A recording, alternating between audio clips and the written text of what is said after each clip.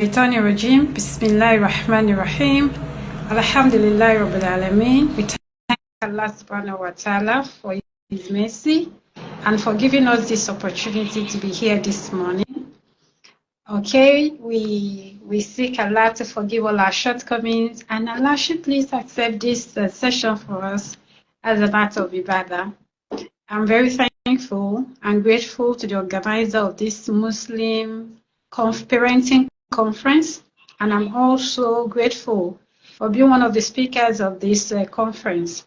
The theme of the conference is Parenting with Purpose, Refine, Reparent, and Raise with the Sunnah. And a lot of speakers have done justice to their topic. One of the topics that resonates, that I'm going to use to start my discussion this morning, is about reparenting yourself. Before you can be a parent, before you can raise your children upon the Sunnah, you have to reparent yourself. Some of us, we are raised in a Muslim home. Okay, there's a difference between being raised in a Muslim home and being raised in a Sunnah home. Yes, our parents are Muslims, and most of us were born into Islam. But then some of our parents, they don't practice the Sunnah because of ignorance or because of one reason or the other, right? So for us, in order to raise our home upon the Sunnah, we need to check ourselves. Using the hijab is not the only thing that you need to raise your children in an Islamic home with Sunnah.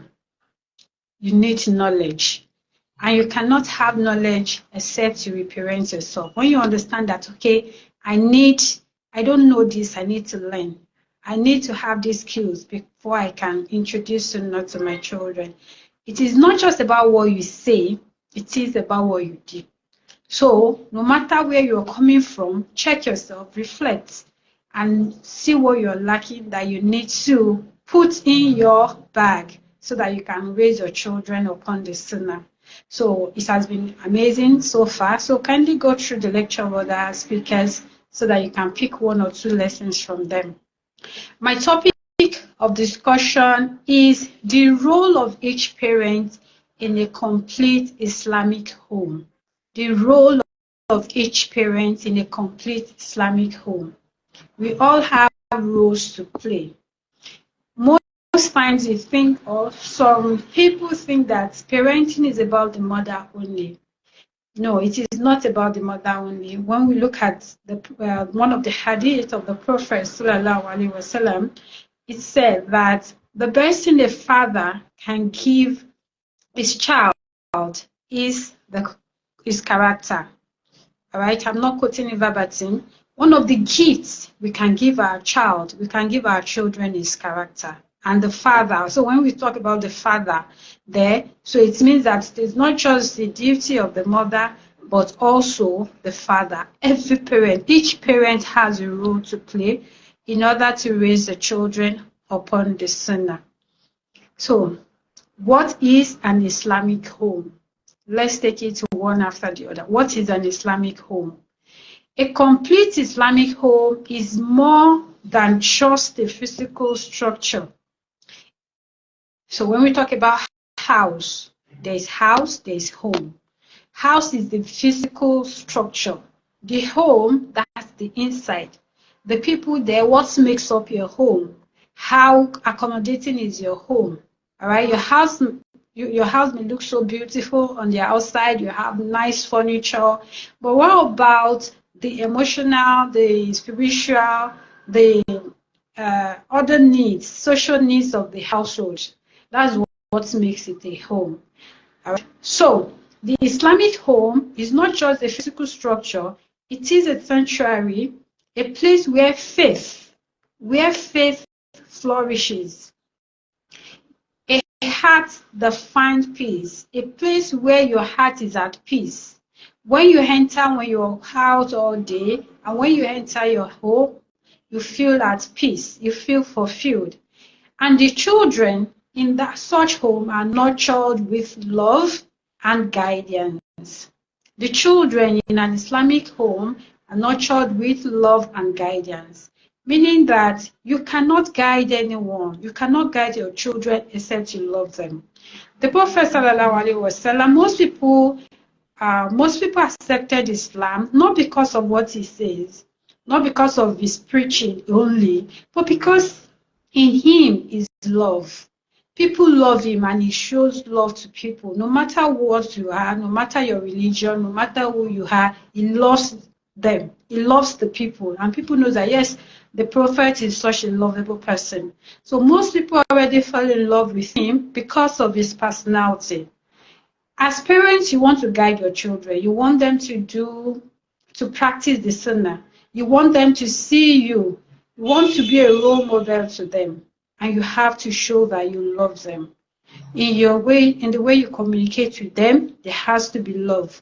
In the way you feed them, you clothe them, in the way you invite them to Islam, in the way you invite them to practicing the sunnah, there must be love.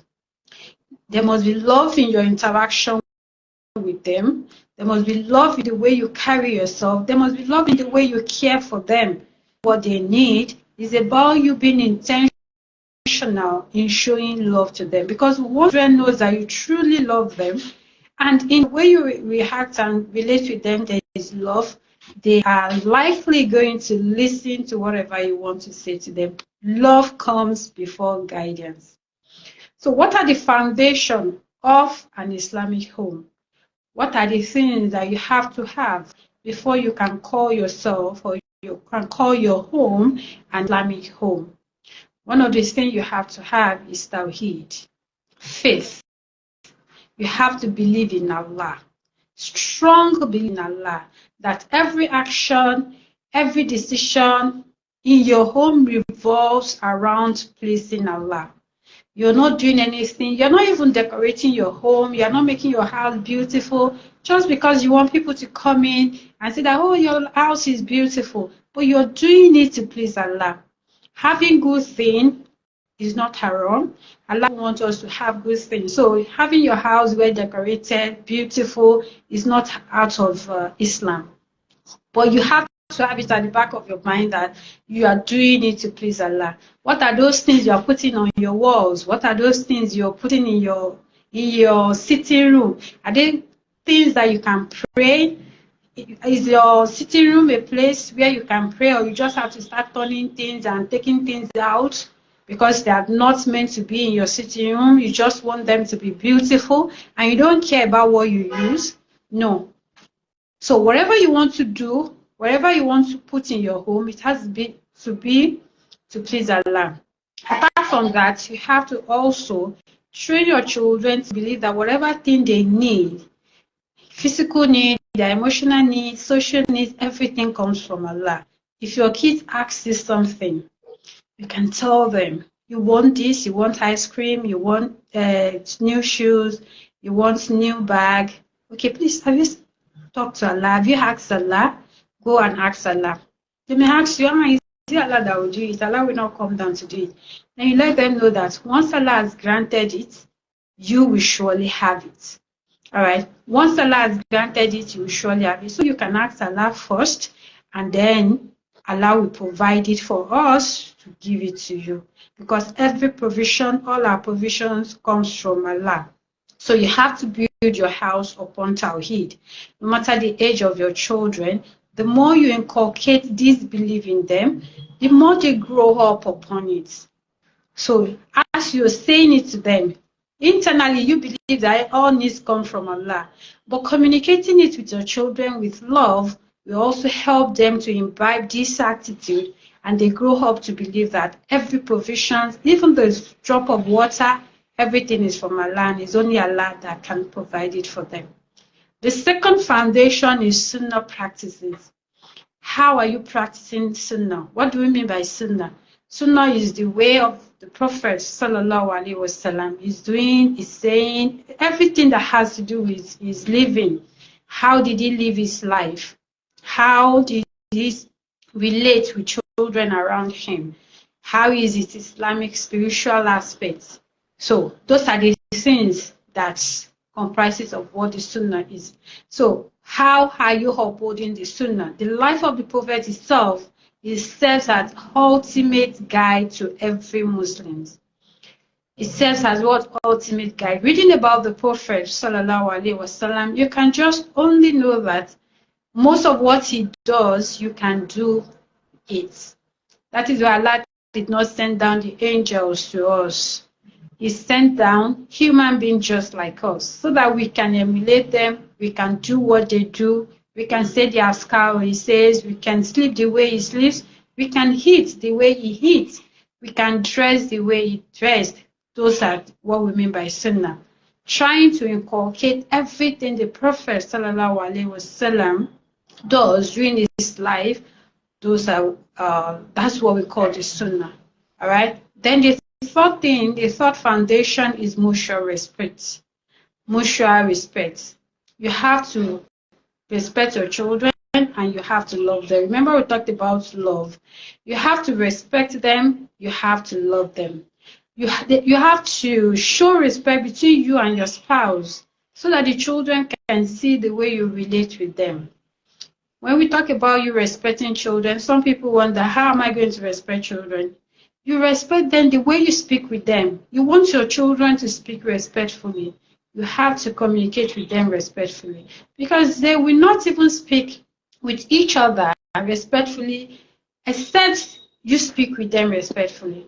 So when you hear your children conversation and it's more of argument, it's more of nagging, it's more of yelling, it's more of lack of respect, then you should check the tone of your own discussion. How have I been communicating with my children? Has there been any form of respect in the way I speak with them? So if you don't speak with them respectfully, there's no way they are going to learn how to speak respectfully. They are going to speak back to you and to others the way you have the way you have shown them. So you need to look inward and make sure you guide yourself to speak respectfully with your children. So those are the three foundations that you need to build your home upon.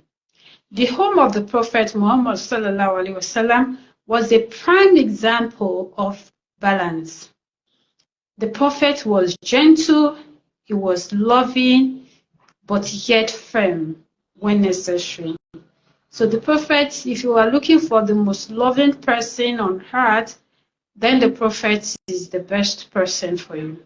If you're looking for the most gentle person, the Prophet sallallahu alaihi wasallam is, you studying him, you will understand that he is the most gentle of all human beings. And then when we talk about firmness too, when necessary, he is also firm. All right. So being gentle, being loving to your children doesn't mean you have to condone anything.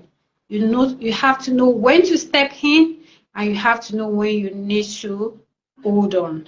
You have to know when you need to ask them to stop, and you have to know when you just have to leave them. So you have to be firm also. The Prophet household is a household filled with dhikr, dua, and kindness. So for you to have an Islamic home, your home has to be filled with dhikr, that's remembrance of Allah. What do you say when something happens?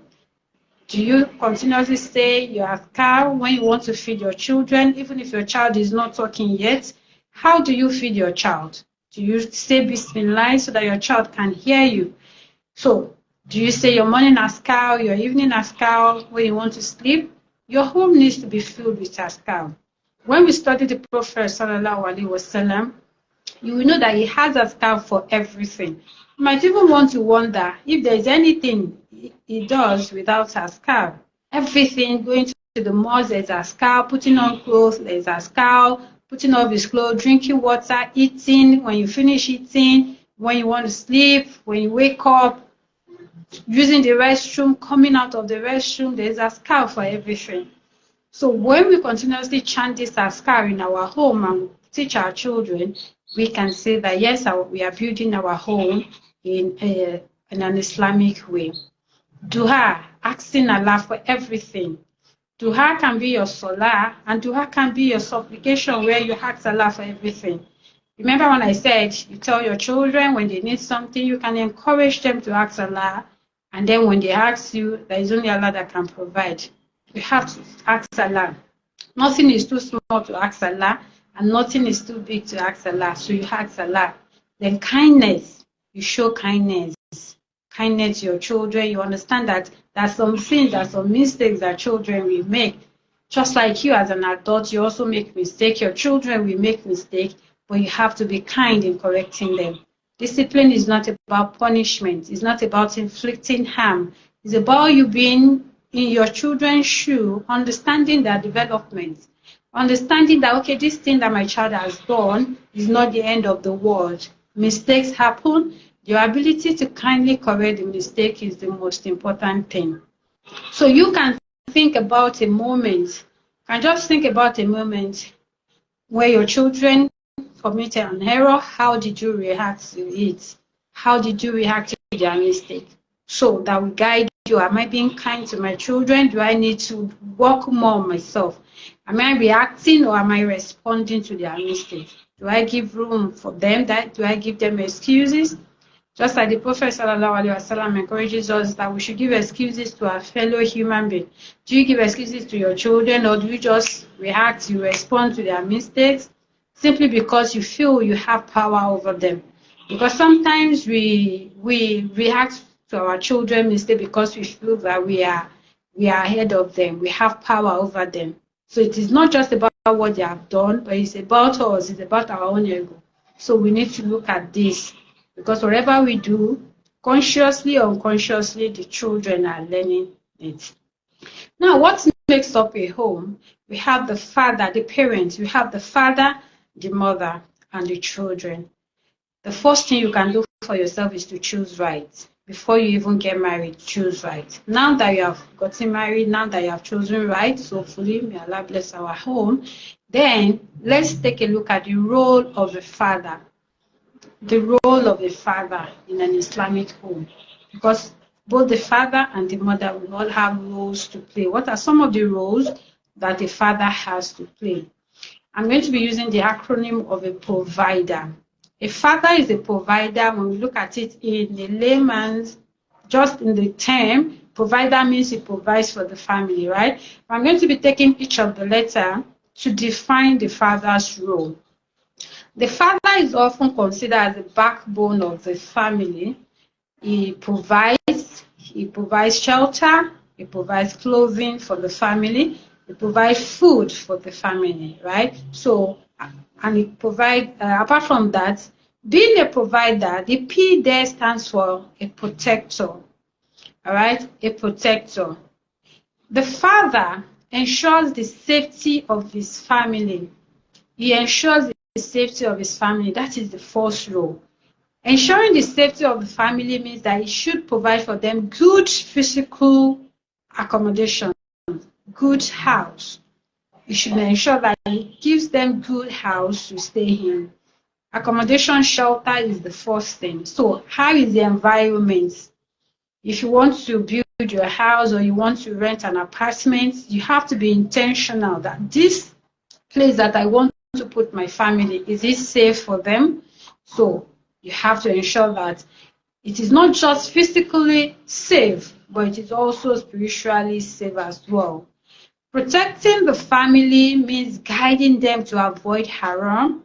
It means safeguarding their deen, and it also means that ensuring the environment nurtures Islamic values. You have to ensure that whatever you are bringing home, the father must ensure that whatever he's bringing home is not haram. It's not something prohibited. All right? He must ensure that they can practice their deen safely at home. The place is okay for them to practice their deen. Any room they enter, the sitting room, whatever you're putting on your wall, in your surroundings, everything is a safe place. You can observe, you can practice your deen without being scared. And then the environment too. You have to make sure that the environment nurtures Islamic value.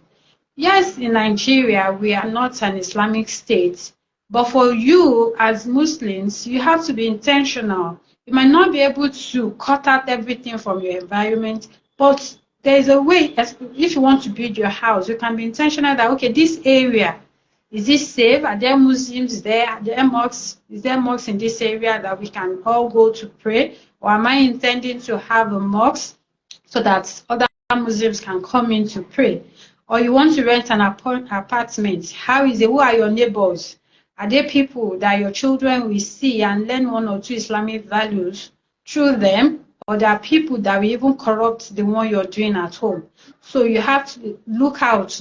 Don't just take decision.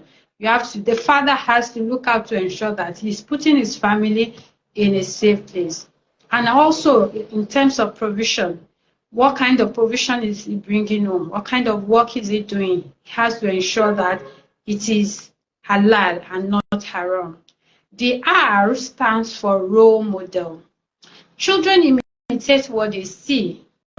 Okay, so the R, we have talked about the P, which is the provider. The father is the provider for the home, the protector of the home.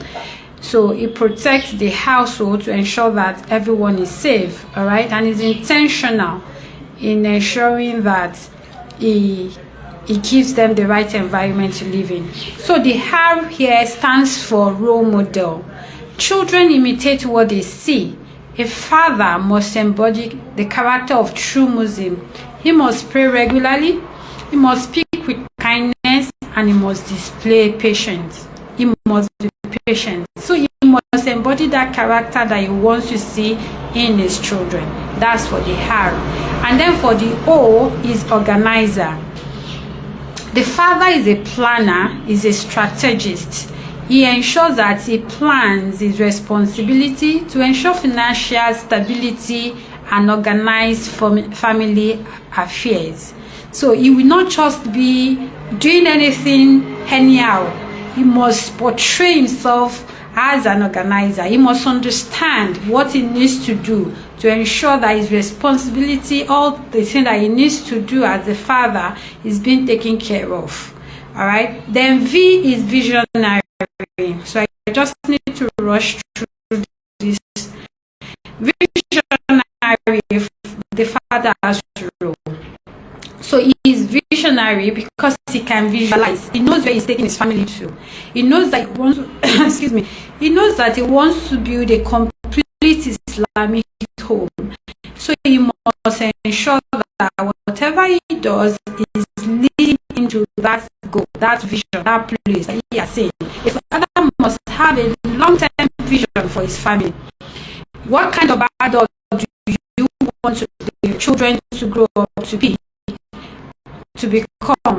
What kind of work do you want them to do? You must guide them. You must visualize. You're not visualizing your own personal growth. You are also helping your children to visualize what kind of adults they should grow up to be. And then you prepare. You set actions that will ensure that they are able to attain that vision. All right. So you set goals for the family, your spiritual goals, educational goals, social goals that is in line with that vision that you want to fulfill. Then I is involved. He must be involved. It's not just about putting down money. It's not just about giving the children, the mother money. Okay, buy this, buy that. He must be involved. He must be involved. He must be present in his children's life. He must know that, okay, this is because some father can be so funny. They don't even know the class their children are. All they do is to pay school fees. They're not interested in what class, what school. Some have not even maybe taking the children to school. You must be involved. And you can only be involved when you are intentional. Attend their school activities. When you go for parents' meeting, the whole place is filled with females, only few male. For you, you have to create time. Even if you will not go all the time, you create time to be there once in a while. You must be involved. You must spend quality time with your children. Yes, you have to go out to provide for them, but the little time you are home, you are not just spending it on your gadgets, you're not spending it pressing your phone on your laptop. Even 5 minutes can be quality time. Staying at home is not the same thing as quality time. You can be at home for 24 hours and yet your children will not have just 5 minutes quality time with you. Quality time is when you drop everything and you are with your children. You speak with them. You can create 5 minutes or 2 minutes quality time with each of your children. So it's important that you get involved. All right. The D is disciplinarian. Remember, we said you have to be firm.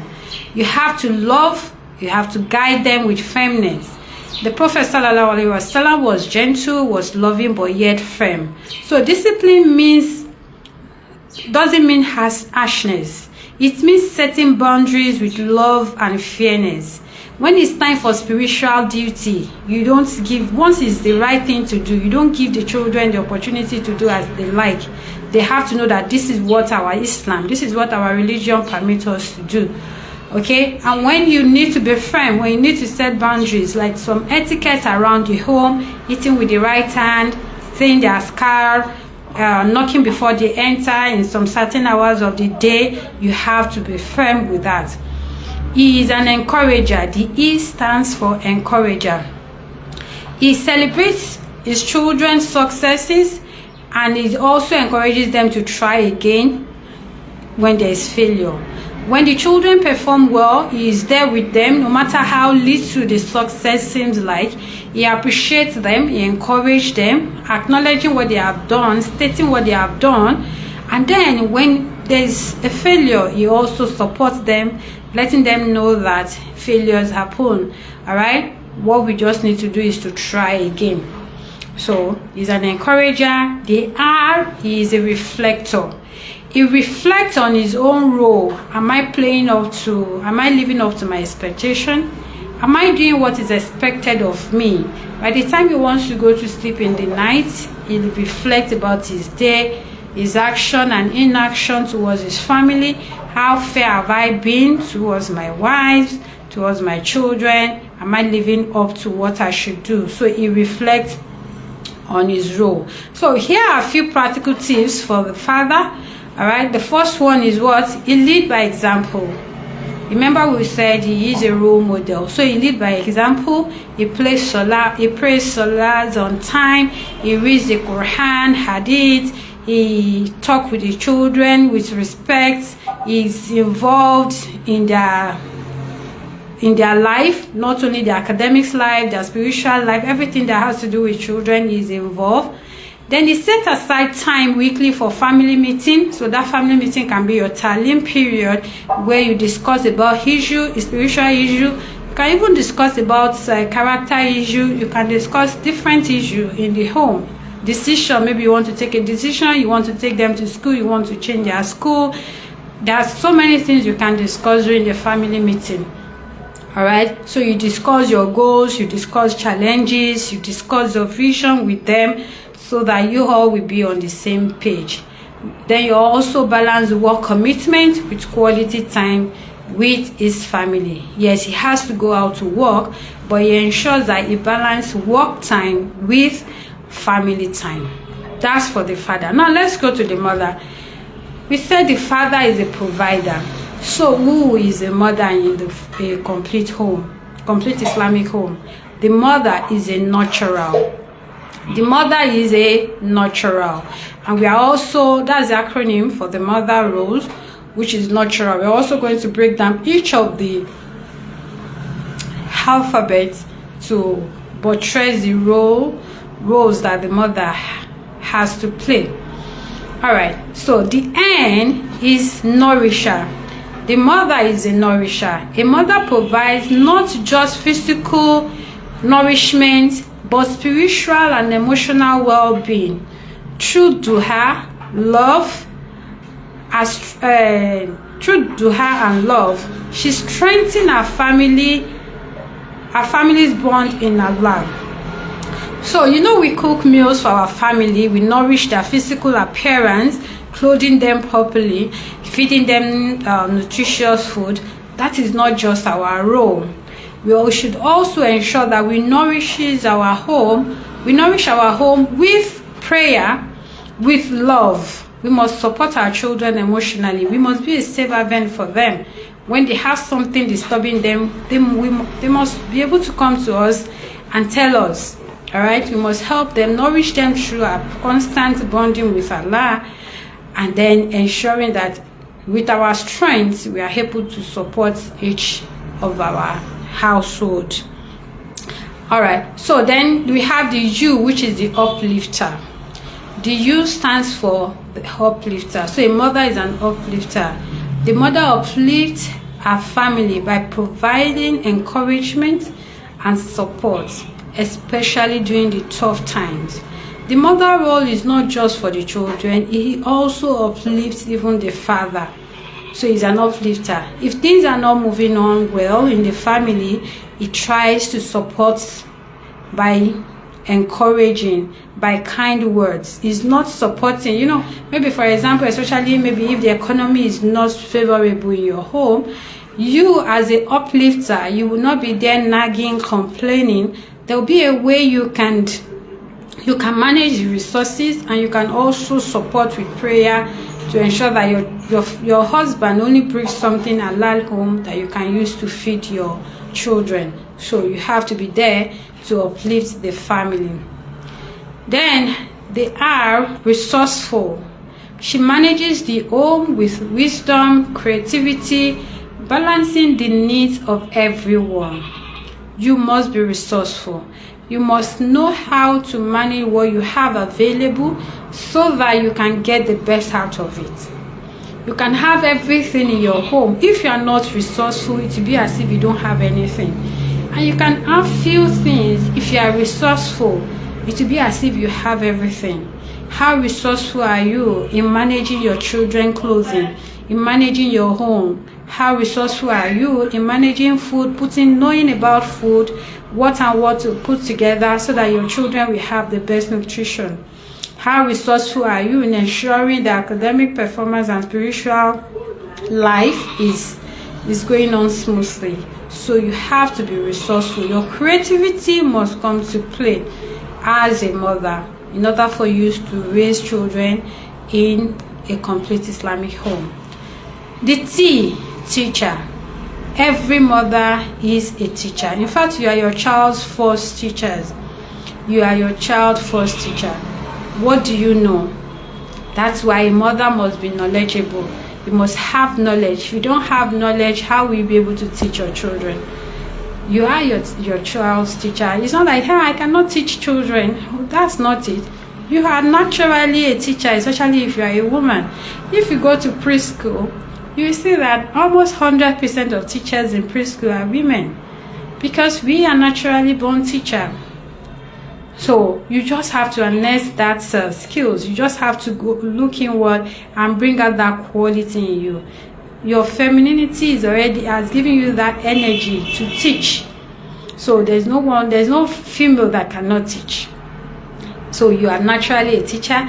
Mothers are often the first educator of their children, teaching them basic etiquette, Islamic values, life skills, core part of their life.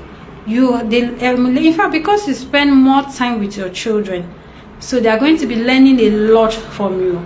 That's why you have to equip yourself with adequate knowledge, and you also have to know how to pass that knowledge to your children.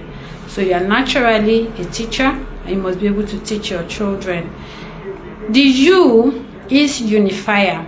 The mother helps the family together. The mother brings the family together, fostering love and harmony. You may ensure, if you have more than 1, 2, 3 children, you ensure that whatever you're doing is unifying the family. You are not encouraging any form of sibling rivalry. All right, in the way you relate with each of your children, you are being fair. You are not favoring one against the other, and then you are fair. So you have to be a unifier. Whatever your husband, you must encourage him to also be a unifier with the way you relate with your children, with the way you relate with other family members, with the way you relate with visitors that comes into your home. You must ensure that you are an example of love and harmony.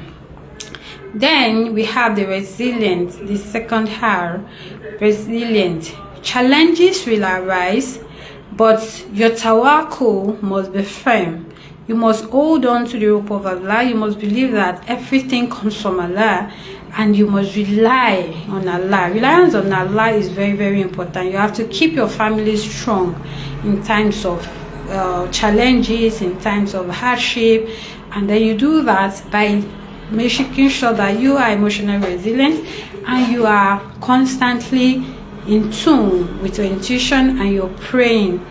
All right, your prayer, your hard work, your support will go a long way to help your family to overcome any form of challenges. The E there, educator. A mother instills the love of learning, deen, and curiosity about Allah's creation in his children. So, we talked about you being a teacher. Now you're an educator. So you have to be able to instill the love. You're not just teaching. There's a difference between teaching and there's a difference between having your children to love learning. When you instill the love of learning, even when you are not there to teach, because you cannot even teach them everything, the children will go further to learn more, because you have already prepared the foundation for them to learn. They will go further to learn more so that they can understand. They can understand Allah more. They can be curious about learning more about Allah, and then they'll be able to do and practice the Islamic etiquette. Then we have the other her, which is reflector. Just like the father, a mother also reflects. You reflect on your parenting practices. How have I been doing? Am I living up to expectation? Is my action and inaction in line with our values of building an Islamic home? You have to be able to strive for growth. Through your reflection, you will know what you are doing right and what you're not doing right, and that will help you to restructure so that you can do better. You will know what to stop doing and what to start doing. So here are some few actionable steps for mother. The first one is create a loving environment by introducing daily afkar and dua routine. Routine is very, very important. Make sure your home is loving, and then you create a routine around your house. And your routine has to start from the spiritual, apart from the other household routines. Your askar, your duha, your salah, your quality time with your children, every other thing has to go. You have to create a sustainable routine. Spend time teaching children Islamic stories and connecting them to Allah.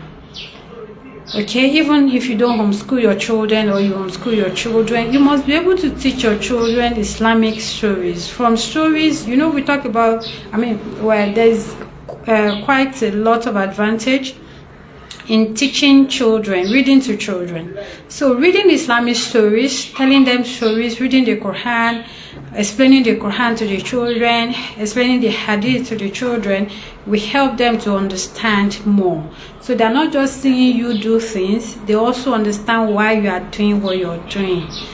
Okay, when you talk to them about the story of Salah, why we need to do askar, when you read the Quran to them, the meaning of the Quran and the hadith and so many other things, is going to help the children to have a solid foundation. Using positive reinforcement to encourage good behavior. When the children, when they do something good, use positive reinforcement. Oh, I can see you after Salah, you say you are scout. That's so good of you.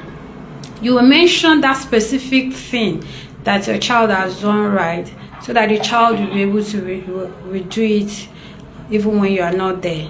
You're not just saying, yeah, good boy, good girl, but you are saying that specific thing your child is doing right, so that to support your child to do it again. Together, the father and the mother complement each other. They create a well-rounded family dynamics. You just have to work together. So the father will not say yes and then the mother say no. The father will not say, I don't wear this type of clothing for my children, and then once the father is not around, the mother will encourage such.